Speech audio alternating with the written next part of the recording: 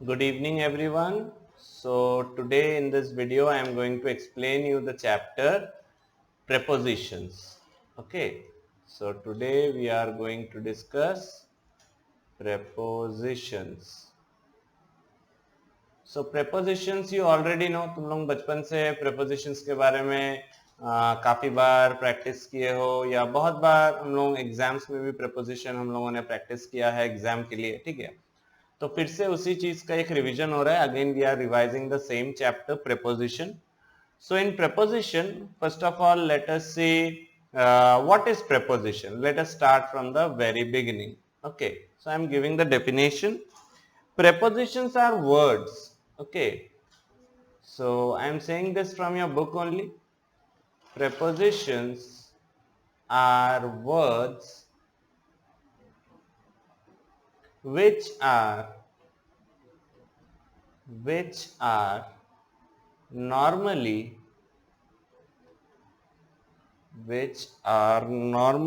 used before nouns, pronouns और gerunds। ठीक है, तो अलग अलग बुक में preposition का थोड़ा डिफरेंट तुम्हारा एक्सप्लेनेशन हो सकता है, बट हमारे बुक के हिसाब से जो है that one only I am saying that prepositions are words which are normally used before nouns, pronouns और gerunds। तो हमेशा इसके बगल में ही होगा, ऐसा कोई कंपलसरी नहीं है। नॉर्मली इट इज यूज्ड, ठीक है। मोस्ट ऑफ द टाइम हम लोग देखते हैं कि इसी के साथ ही यूज होता है, ठीक है। जैसा मैं एक छोटा सा एग्जाम्पल देता हूं, देखो। Rohit fell off the ladder. Rohit fell off the ladder.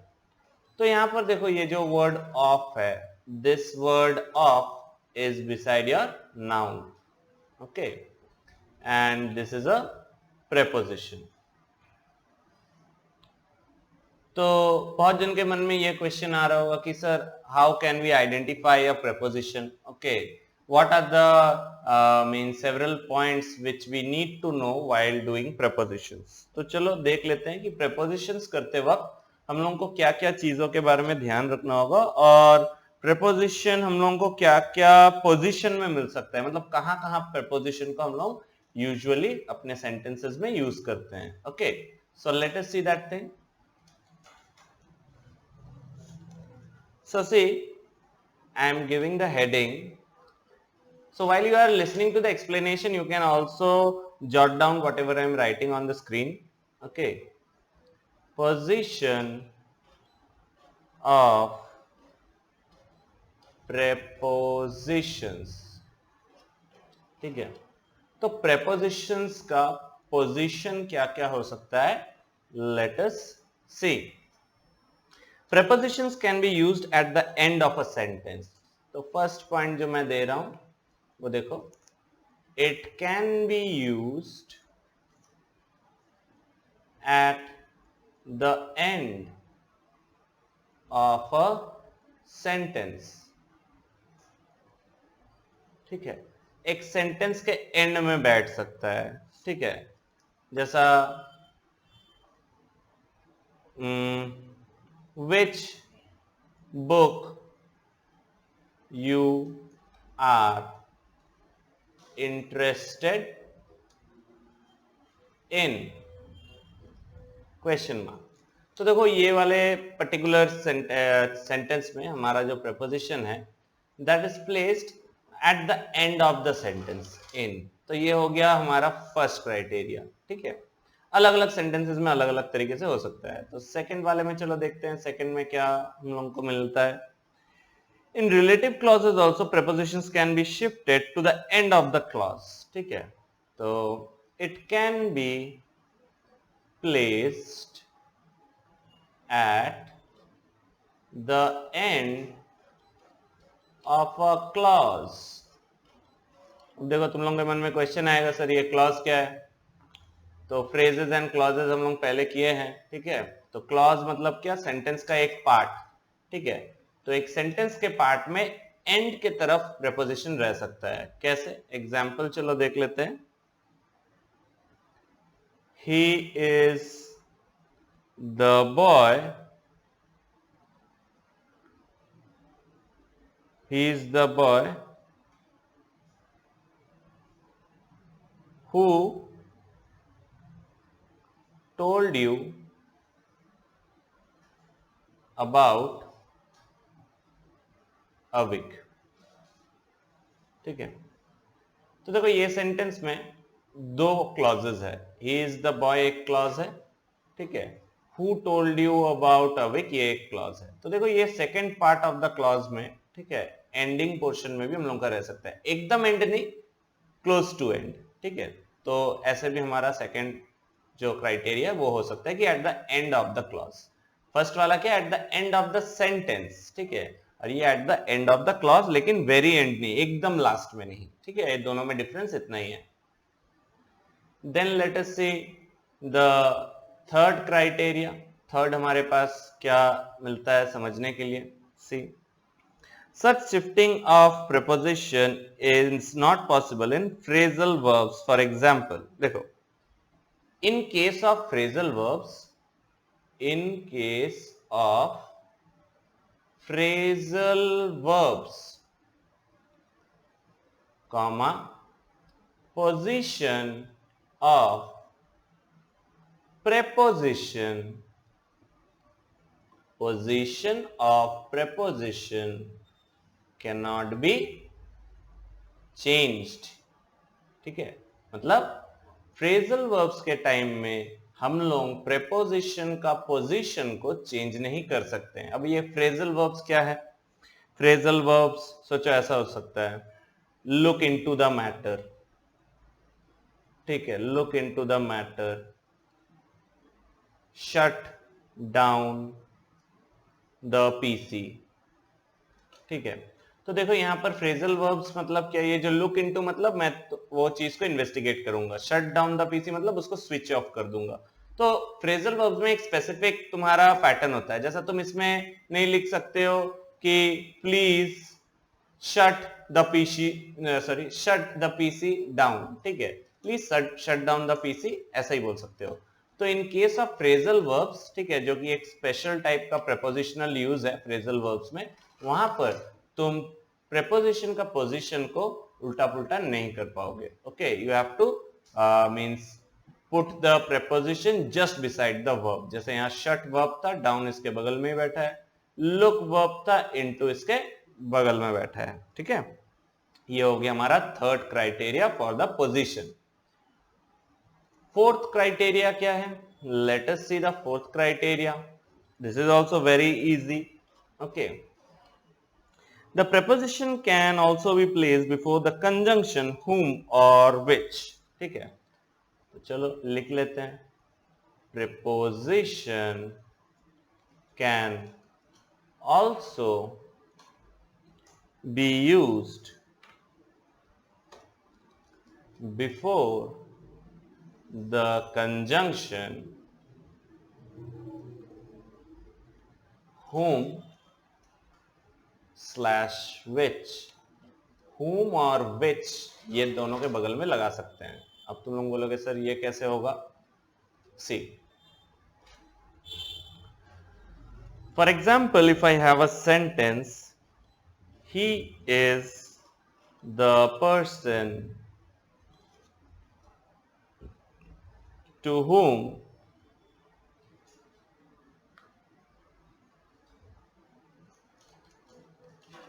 sorry, this is the person to whom I can turn in need। देखो यहां पर एक रिलेटिव प्रोनाउन है, ये whom और which ये क्या चीज है सेंटेंस में, एक रिलेटिव प्रोनाउन। तो सीधी बात में अगर बोला जाए कि हम लोग एक प्रेपोजिशन को रिलेटिव प्रोनाउन के बगल में भी हमारा एक we can use a preposition, ठीक है। तो चलो एक बार गो थ्रू कर लेते हैं फर्स्ट पेज से। फर्स्ट तो मैंने बता दिया था कि प्रेपोजिशन क्या है। प्रेपोजिशन एक वर्ड है जो कि नाउन, प्रोनाउन या जेरेंट के बगल में बैठता है। This is the first basic concept. Second, what we have, position of preposition. So in case of position of preposition, it can be used at the end of a sentence. Sentence के end में हम लोग use कर सकते हैं। First case, second case में क्या बोले थे? Second, I told you that it can be placed at the end of a clause. एक clause के end में बैठ सकता है, लेकिन पूरा last में नहीं, end portion में, ठीक है। और थर्ड जो मैंने बताया, that is your, in case of phrasal verbs, you cannot change the position of the preposition. Phrasal verbs में तुम preposition का position को change नहीं कर पाओगे। पूरा वीडियो को एंड तक देखोगे, नहीं तो पूरा कॉन्सेप्ट क्लियर नहीं होगा, ठीक है। और लास्ट क्राइटेरिया जैसे मैंने बताया कि preposition को तुम जो कंजंक्शन होता है या you can say relative pronoun होता है उसके जस्ट बिफोर में भी यूज किया जा सकता है। तो ये हो गया हमारा प्रेपोजिशन का यूजेज, ठीक है, मतलब पोजिशनिंग, नॉट यूजेज, पोजिशनिंग, कि हम लोग कहां कहां प्रेपोजिशन को पोजीशन कर सकते हैं, ठीक है। अब देखो हमारे पास एक न्यू चीज आने वाला है, वो क्या है? Use of preposition, use of preposition after a verb with two objects, with two objects. See, this is also very easy, just you need to understand means what is there. तो चलो देख लेते हैं।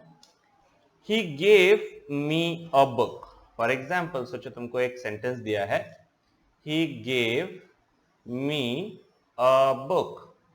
तो देखो मैंने तुम लोगों को पहले प्रीवियस वीडियोस में समझाया था कि हमारे पास कभी कभी दो ऑब्जेक्ट हो सकता है। he gave me what book, तो ये बुक है direct object, he gave whom me, तो me है इनडायरेक्ट ऑब्जेक्ट, ठीक है। तो मैंने प्रीवियस कुछ लेसन्स में बताया था कि एक एक सेंटेंस में दो ऑब्जेक्ट्स रह सकता है। देखो यहाँ पर दो ऑब्जेक्ट्स है, लेकिन हमारा प्रेपोजिशन का यूज नहीं है, ठीक है।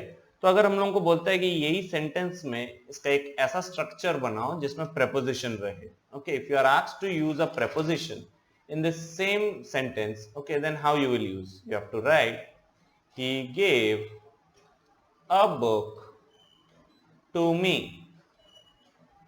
मेरा बात ध्यान से सुनो, बहुत इजी है, समझ आ जाएगा। देखो यहाँ पर बुक इस तरफ था, बुक को अगर 1 मार्क करते हैं, मी को अगर 2 मार्क करते हैं।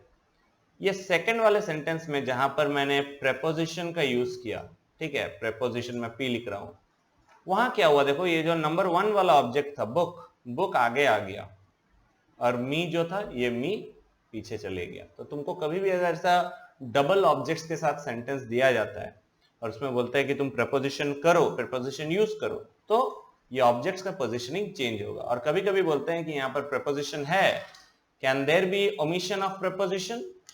Obviously there can be omission of preposition when there are two objects. Then what you have to do, you have to frame the sentence in such a way that the position of the objects will change and at the same time you can also remove the preposition also। तो preposition डालने के time में भी position change होगा दोनों object का, और निकालते वक्त भी दोनों ऑब्जेक्ट का position change होगा, ठीक है। So I hope you have followed this usage of preposition after a verb when there are two objects, okay। ये तो हो गया तुम्हारा दोनों ऑब्जेक्ट्स के साथ। अब देखो हम लोग कुछ बेसिक चीजें देखेंगे जो हम लोग बचपन से, मीन्स बचपन से in the sense from class 5, 6, okay, you are already practicing, okay. That is your means what does preposition express, preposition क्या एक्सप्रेस करता है, वो चीज को हम लोग देखेंगे। सी, फर्स्ट होगा प्रेपोजिशन एक्सप्रेसेस टाइम। यह है फर्स्ट क्राइटेरिया कि प्रेपोजिशन हमारा क्या करता है, टाइम एक्सप्रेस करता है। जैसा क्या, he arrived at 6 p.m.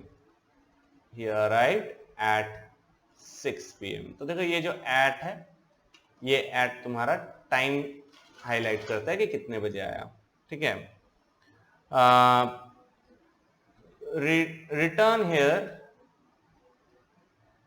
Bye 5 o'clock, ठीक है। तो देखो यहां पर मैंने जो बाय वर्ड यूज किया है, ये यहां पर टाइम एक्सप्रेस कर रहा है, लेकिन जरूरी नहीं है कि हमेशा ये एट और बाय टाइम ही एक्सप्रेस करेगा।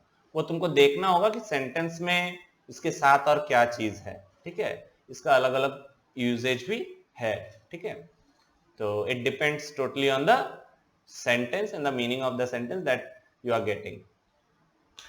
सेकेंड देखो, एक तो हो गया ये टाइम का हो गया, ठीक है, मैंने टाइम का बताया। तो टाइम के साथ साथ हमारे पास एज भी हो सकता है। जैसा एज में क्या हो सकता है, I first went to school at 6 years of age, ठीक है।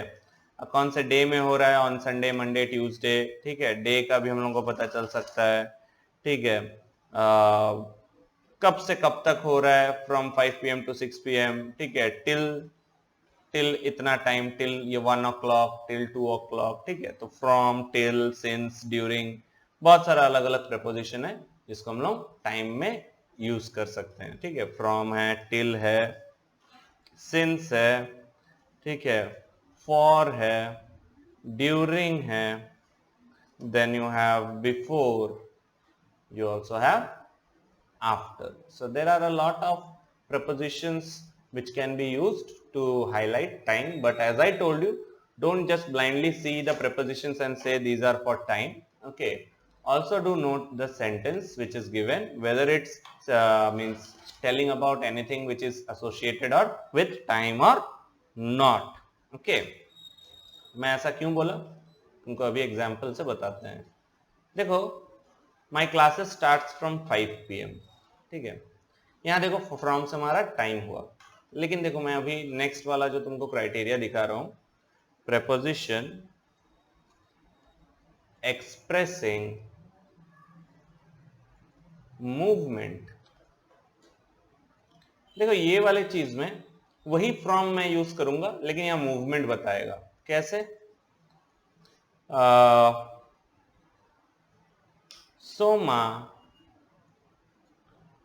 ran from गोल बाजार टू इंदा, ठीक है। तो देखो यहाँ पर मैंने दो प्रपोजिशन यूज किया है, तो मैं पहले फ्रॉम का बताता हूँ। देखो फ्रॉम यहाँ पर टाइम नहीं बता रहा है, यहाँ पर मूवमेंट बता रहा है, कहां से कहां तक। यहाँ पर फ्रॉम भी है, टू भी है, बट फ्रॉम का ही देखो, ठीक है, कि फ्रॉम दो जगह दो अलग अलग टाइप में यूज हुआ है। Here for signifying movement, here for highlighting your time, ठीक है। ये होता है तुम्हारा प्रेपोजिशन का, सेम प्रेपोजिशन का अलग अलग मीनिंग के लिए यूज करना। तो नेक्स्ट है यूज ऑफ प्रेपोजिशन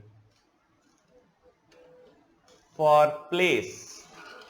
वो था मूवमेंट लास्ट वाला, ठीक है, कहां से कहां तक मूव हुआ है। मूवमेंट में तुम्हारा मूवमेंट शो करेगा, okay, it will show a body moving from one place to other place.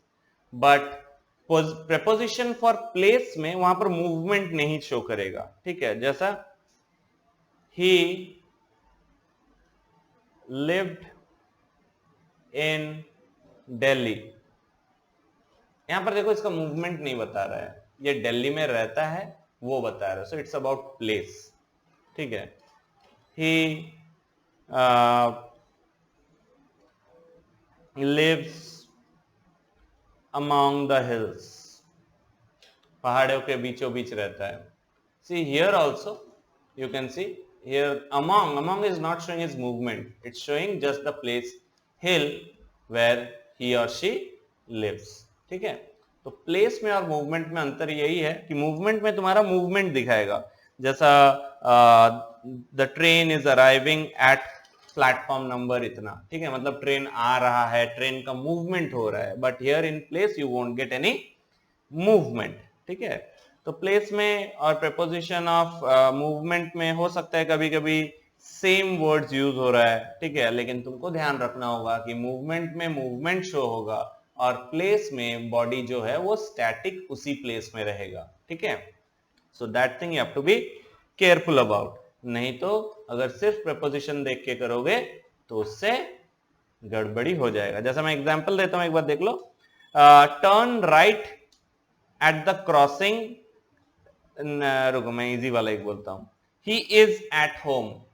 यहां एट देखो, ही इज एट होम, ये एट प्लेस बता रहा है, लेकिन अगर मैं बोलता हूं कि the train is arriving at platform number 6, तो यहां पर देखो ट्रेन का मूवमेंट बता रहा है, ठीक है। So you have to be careful about these things. उसके बाद देखो और एक है use of preposition for tools, agency, description, etc. तुम्हें बोलोगे सर ये क्या समझा है, पहला वाला तो हेडिंग देख के समझ में आ रहा था, इसका तो हेडिंग ही इतना खतरनाक है। खतरनाक कुछ नहीं है, ये भी इजी है, तो देखो समझ में आ जाएगा। जैसा सोचो मैं अगर बोलता हूं I cut Apple with knife, ये देखो नाइफ एक टूल्स है, तो मैं यहां पर विथ बता रहा हूं, ये टूल का यूजेज बताने के लिए, ठीक है। ऐसे सब कुछ में होता है, ठीक है।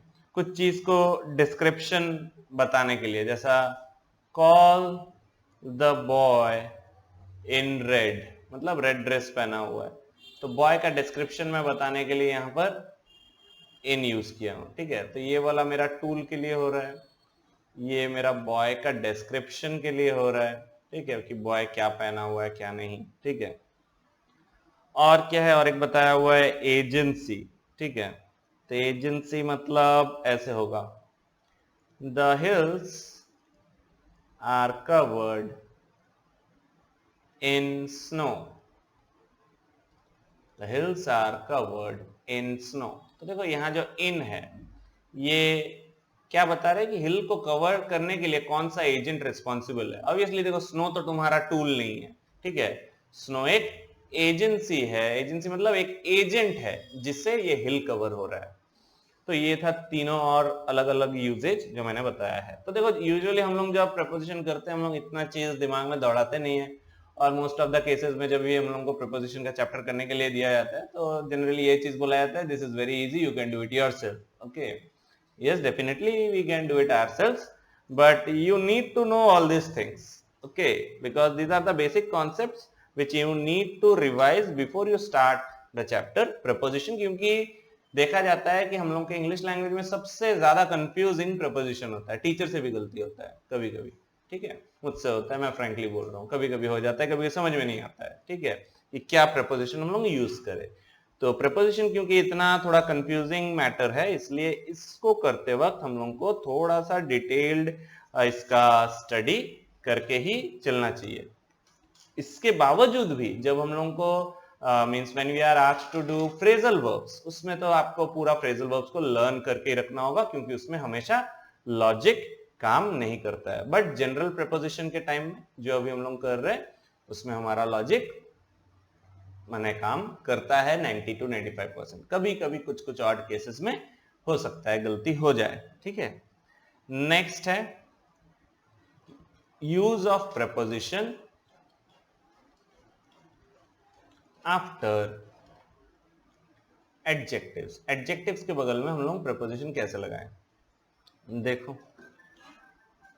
एडजेक्टिव के बगल में हमको प्रपोजिशन लगाना है, तो is it possible? Let us see. After adjectives just saying, see, he is qualified for the post। देखो यहां पर जो वर्ड, ये वाला समझने में थोड़ा डिफिकल्टी हो सकता है। यहां पर देखो जो वर्ड है क्वालिफाइड, ये क्वालिफाइड वर्ड एक्चुअली में ही को डिस्क्राइब कर रहा है, so this is an adjective. और इसके बगल में हम लोग फॉर लगाए हैं. So this is your preposition. ठीक है. और एक बताते हैं, क्लियर होगा. ये वाला थोड़ा अलग चीज है. He is angry with me. तुम लोग बोलोगे सर क्वालिफाइड कैसे एडजेक्टिव, वो हमको समझ में नहीं है. तो देखो मैं यहां पर बताता हूं. तो इसमें ये वाला सेंटेंस में इजी है समझना. देखो यह ही प्रेपोजिशन है. सॉरी, मैं भी क्या बोल रहा हूँ. He is pronoun. तो कोई भी नाउन और प्रोनाउन को जो डिस्क्राइब करता है दैट इज योर एडजेक्टिव. तो ही को डिस्क्राइब कर रहा है वर्ड एंग्री, कि ही का मूड कैसा है, एंग्री है. सो दिस एंग्री बर्ड माने ही. एंग्री इज योर एडजेक्टिव, और एडजेक्टिव के बगल में हम लोग विथ यूज कर रहे हैं, that is your preposition.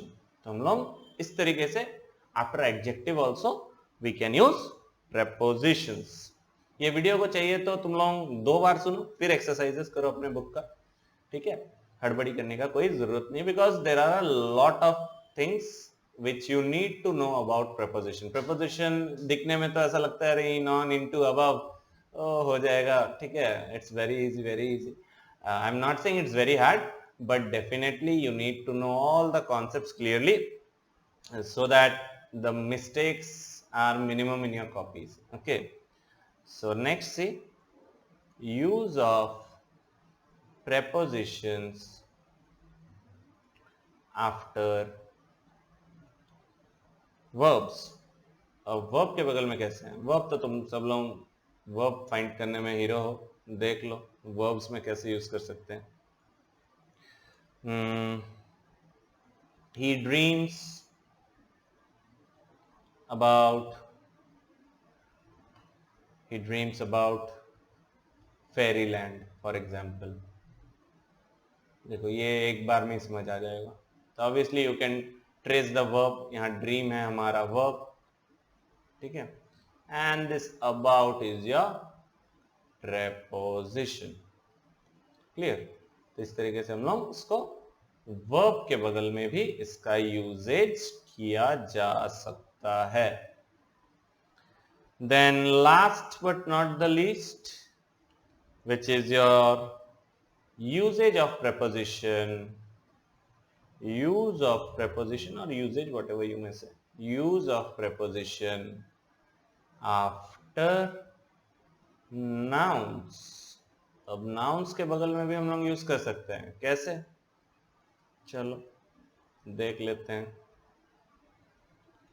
For example, if you have a sentence,